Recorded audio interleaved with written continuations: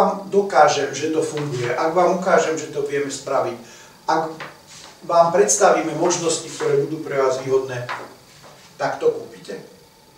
Urobíme objednávku, tak urobíme objednávku, tak podpíšeme zmluvu. Čiže je to formulácia, ktorá je pomerne, ako som už povedal, pôsobí akoby agresívne, ale váhajúcemu zákazníkovi jasne povie, ako pri tej prvej požiadanie o kúpu, jasne povie, kde sa nachádzame.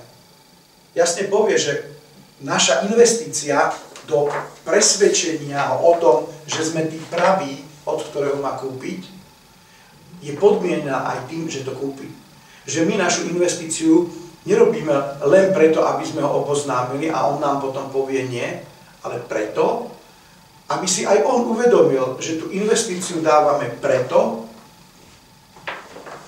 aby to kúpil v konečnom dôsledku od nás. Je to nesmierne dôležitý prvok obchodu. Stretávam sa s tým, a dokonca sám som urobil na nešťastie aj v poslednej dobe niekoľko chýb, keď som ochotu investovať ďalší čas, ďalšie informácie